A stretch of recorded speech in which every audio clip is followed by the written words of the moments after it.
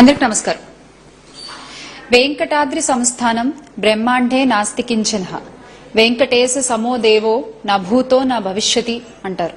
అంటే వెంకటాద్రి తిరుమల లాంటి పవిత్రమైన ప్రదేశం స్థానం ఈ ప్రపంచంలోనే ఇంకోటి లేదు.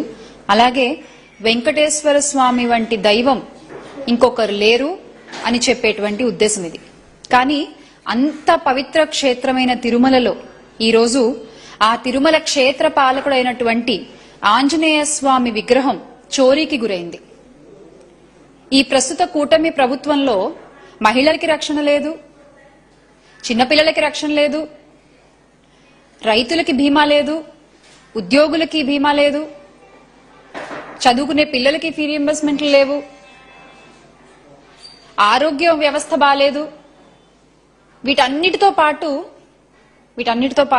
ఈ రోజున దేవుడికి కూడా కూటమి పాలనలో రక్షణ కరువైంది. మనందరం కూడా ఎన్నోసార్లు అలిపిరి మెట్ల మార్గం గుండా స్వామివారి దర్శనం చేసుకుని ఉంటాం కాలినడకన వెళ్లి. ఆ టైంలో మనకి ఆంజనేయ స్వామి విగ్రహం కనబడుతుంది.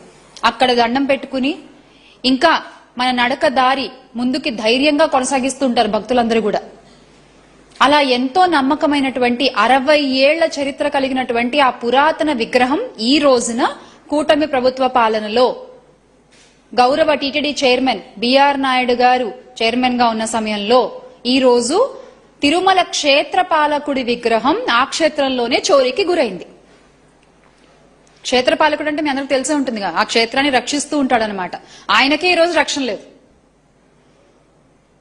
ఈ బిఆర్ నాయుడు గారు ఏ ముహూర్తాన చైర్మన్ పదవి తీసుకున్నారో గాని టీటీడీది, అప్పటి నుంచి టీటీడీ మొత్తం మనం ఇంతకు ముందు కని విని ఎరుగని ఎన్నో వింతలు, విడ్డూరాలు, అరాచకాలు, అన్యాయాలు అన్ని మనం కొండపైన చూస్తూ ఉన్నాం.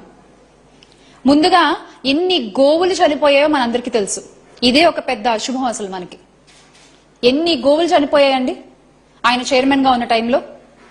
అలాగే కొండపై మాంసాహారం, మద్యం విచ్చలవిడిగా దొరుకుతుండడం, గంజాయితో బ్యాచ్లు కొట్టుకోవడం. ఇక పోనీ దర్శనాల విషయంలో ఏమైనా కాస్త జాగ్రత్తగా వ్యవహరిస్తున్నారా అంటే అది లేదు.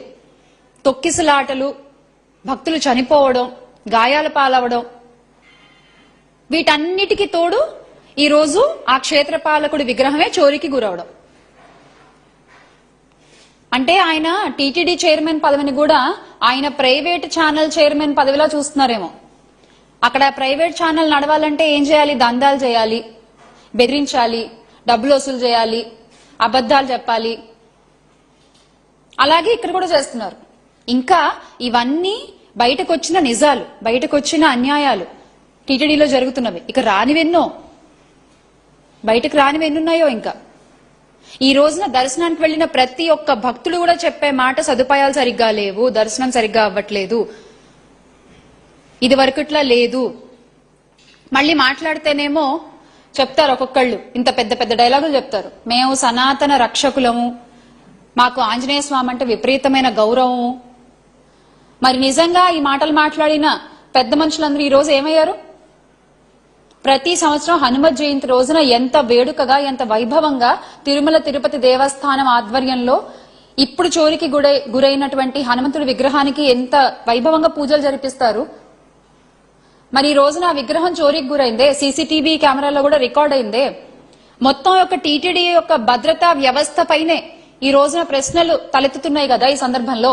మరి ఎందుకు ఒక్కళ్ళు కూడా వచ్చి మాట్లాడట్లేదు? ఒక్కళ్ళు కూడా ఎందుకు దీని మీద ఇప్పటి వరకు సమాధానం చెప్పలేదు? ఎక్కడ ఏ మెట్లు అడగాలని ఆలోచించుకుంటున్నారా? ఇంకా మళ్ళీ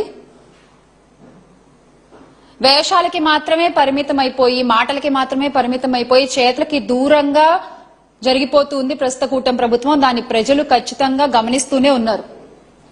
గత ప్రభుత్వంలో వైఎస్ జగన్మోహన్ రెడ్డి గారు ముఖ్యమంత్రిగా ఉన్నప్పుడు టీటీడీ, ఇదే టీటీడీ ఆధ్వర్యంలో ఎన్ని గుళ్లు కట్టించారు. హైందవ వ్యవస్థకి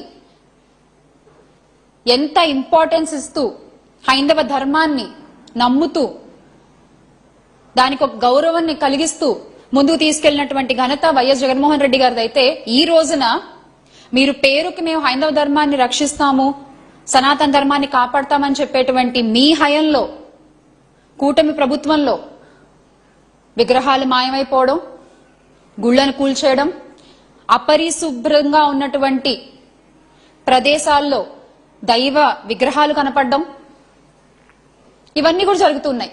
నిజంగా ఈ రోజున టీటీడీ మాజీ చైర్మన్ మా భూమన కరుణాకర్ రెడ్డి గారు అడిగినట్టు ప్రస్తుత టీటీడీ చైర్మన్ బిఆర్ నాయుడు గారు వెంటనే ఈ తప్పులన్నిటికీ కూడా బాధ్యత వహిస్తూ రాజీనామా చేయాలి. ఎందుకంటే ఒకటి కాదు, రెండు కాదు, మీరు వచ్చిన దగ్గర నుంచి అబద్దాలు, లడ్డూలో కల్తీ జరిగిందని ఏ రోజైతే మీరు మొదలు పెట్టారో ఆ రోజు నుంచి వరుసగా అన్ని మీ తప్పులే కనబడుతున్నాయి.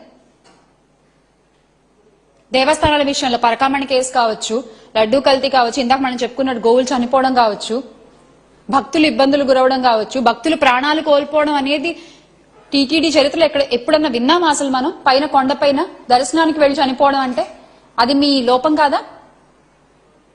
ఈ రోజు ఆంజనేయ స్వామి విగ్రహ చోరీ.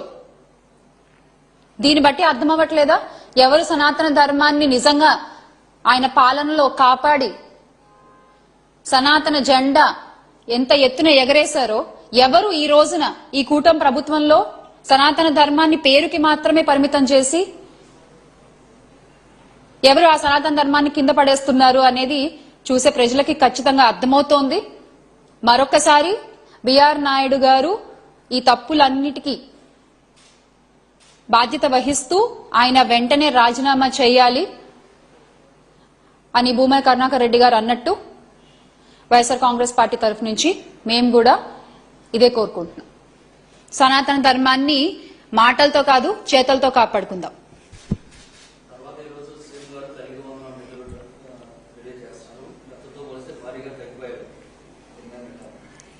ఎన్నికల టైంలో మీకు గుర్తుంటే నీకు 15,000, నీకు 15,000, నీకు 15,000 అంటూ చెప్పారు. ఆ తర్వాత అసలు మొదటి సంవత్సరం అంతా తల్లికి వందనం అనే మాటే మర్చిపోయి ఎగ్గొట్టేశారు. అంటే ఆ సంవత్సరం అంతా పిల్లల్ని స్కూల్కి పంపించకుండా ఇంట్లో ఉంచుకోవాలా? పోనీ తర్వాత సంవత్సరం ఏదో అరా కొరగా నిధులు విడుదల చేశారు. ఈ రోజు ఇస్తున్నామని చెప్పుకునేటువంటిది కూడా చంద్రబాబు నాయుడు గారు చేసే ప్రతి పని ఎలా ఉంటుందంటే అరచేతిలో వైకుంఠం చూపించినట్టుగా ఉంటుంది. ఇచ్చేది ఇంత, చెప్పేది ఇంత.